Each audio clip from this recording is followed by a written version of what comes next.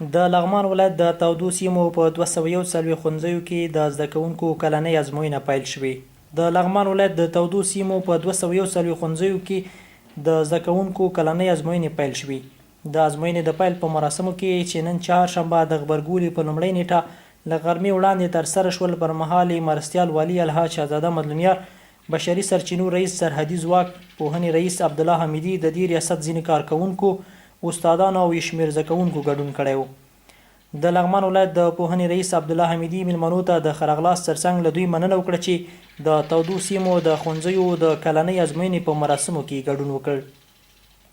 حمیدي وایي د دې ولایت په تودو سیمو کې ټول 241 ښوونځي دي چې نن د زده کوونکو د کلنۍ ازموینې بهیر پیل شو او تر 15 ورځو پورې به دوام وکړي. نن د لغمان پوهنې ریاست اړوند 241 بابا تودو سیمو مکاتبو د ازموینې کلنۍ لړۍ پیلیږي چې په دې کې 1,15,000 شاوخوا زده کوونکي ازموینه ورکوي چې 73,250 تنه نجونې زده کوونکي دي د اول ټولګي څخه تر 12 ټولګي پورې، چې د 3,948 تنه د تودو سیمو ښوونځیو ښوونکو له لارې به د دوی نه ازموینه اخیستل کیږي. چې موږ 15 برنامې لرو چې د ښوونکو روزنو د 4 مراکزو ازموینه ده. پکې د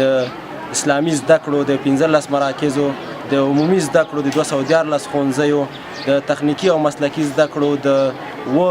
مراکزو تعلیمي او د سواد زده کړې د 2 ښوونځیو ازموینه ده، چې ټال 241 تعلیمي مراکزو به نن ازموینه پیل کیږي. او د کوچني اختر نه وروسته به 2 ازموینې هم د دوی نه اخیستل کیږي، یعنې اول د جوزا به شروع کیږي تر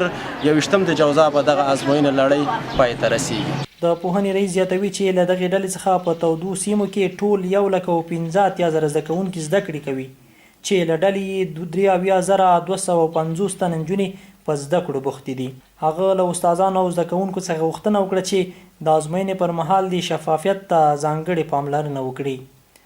په ورته مهال مرستیال والي الحاج شهزاده مظلومیار د پوهې د لاسته راوړلو په ارزښت هراړخیزې خبرې وکړې. هغه زده کوونکو ته په خطاب کې وویل، تاسې د دې هیواد راتلونکي مشالونه یاست چې د تیارو او جهل لمن په خپل قوي هوډ او ارادې له مخې لرې کوئ، نو هڅه وکړئ چې د اسلامي زده کړو ترڅنګ عصري زده کړې هم ترلاسه کړئ. نوموړي زیاته کړه، که مو پر دغه لاره کې سر له همدا اوس نه هڅې او تلاشونه سم و، نو ډاډ درکوم چې د روانو حالاتو او بدبختیو څخه به مو د نجات لاره موندلې وي. مرستیال والي زیاتوي، ښوونځي، پوهنتونونه په ټوله کې تعلیمي مرکزونه